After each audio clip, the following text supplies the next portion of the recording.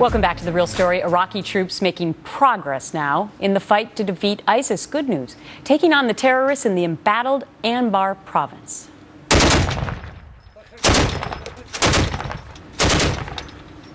Troops firing from armored cars and trenches. One Iraqi soldier saying they were able to repel an attack from the terror group and destroy many of their military vehicles and equipment. Both sides locked in a vicious battle for control over the area's provincial capital of Ramadi, which was overrun, as you might recall, by ISIS last month. So there's word now of a change in policy when it comes to American hostages held by terrorists overseas.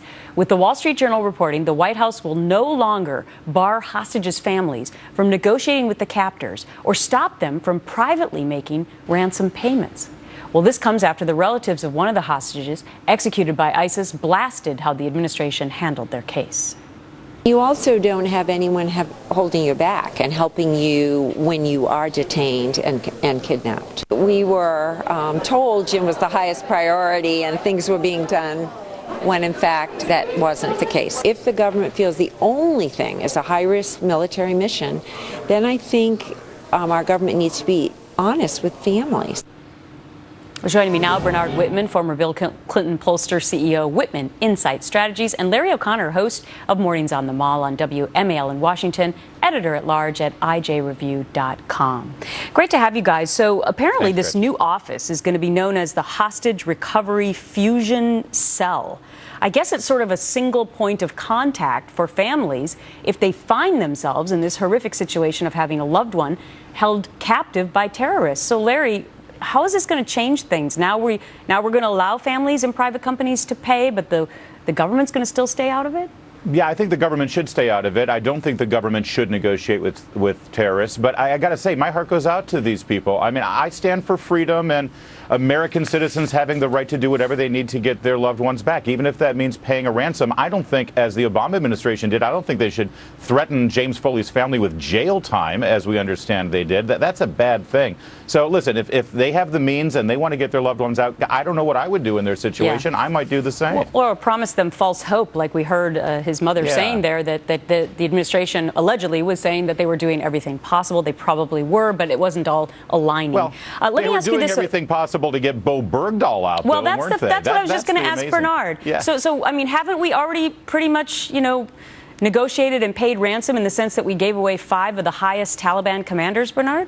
I think the Bergdahl situation was very different. He was a captive member of the armed forces. We're talking about private citizens, and I will applaud the administration for doing something that frankly is long overdue, and that is, in the face of a difficult situation that requires the coordination of probably a dozen or more agencies when an American is kidnapped abroad, they're giving families a single point of contact, and they're making it very clear what the policies and procedures are. So hopefully that will give these families that are going through an extraordinary trying time more clarity and more empowerment. The one thing that struck me today, though, is why do we even need to have this unit that's going to be set up, right, Larry? I mean, if we actually were honest about the threat of ISIS, then that would be one thing. I mean, I guess we're acknowledging that we have to set up this unit because we have a humongous terrorist problem in the world still.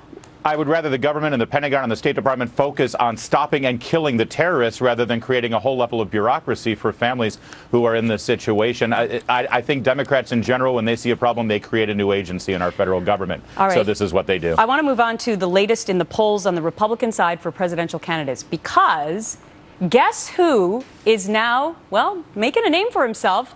First in the nation presidential primary, New Hampshire. Well, Florida Governor Jeb Bush still leads the GOP in this particular poll, but look who's number 2 now, Donald Trump, right behind him with the rest of the pack in single digits.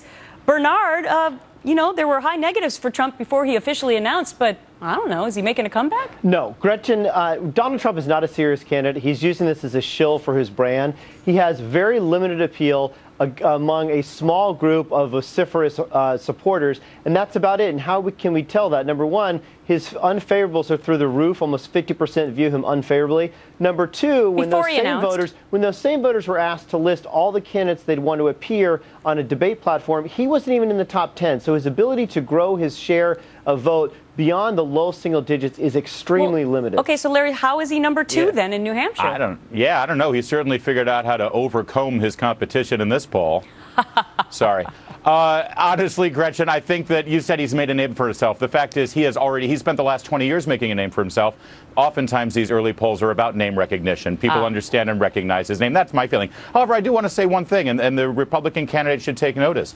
The media and the elites in our country, they all mocked him last week when he made his announcement, but he really kind of kept it real in his speech. He was very plain spoken. Yeah. And I think the things that he said, they resonated. Things about illegal immigration. You know, he sort of told it like it was, and people got upset. But, you know, you take his position on illegal immigration, and then today the president has announced, or it's out in the press, that he's going to start giving amnesty to illegals who are in our jails. See, that doesn't make sense, and Republicans should take note of policy issues like this. Okay, so Bernard, maybe Donald Trump, I'm just saying, hypothetically, he might catch on because he kind of reminds me of Chris Christie-ish ways of speaking the truth, you know, before Chris Christie got into the whole Bridgegate thing. Well, look what happened to Chris Christie. I will tell you, here's what we really should pay attention to in this poll. This is good news for Marco Rubio, who consistently is coming up as the second choice among most Republicans. And this field winnows, he has an ability to catch on, although I fear for his sake he may be cresting a little too early.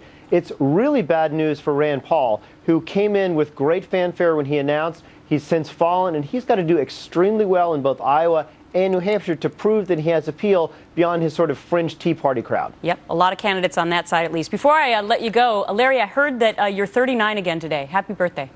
That is, thank you for that. I appreciate it. Happy birthday, Larry. All right, hope you have a fantastic day. Thanks, guys.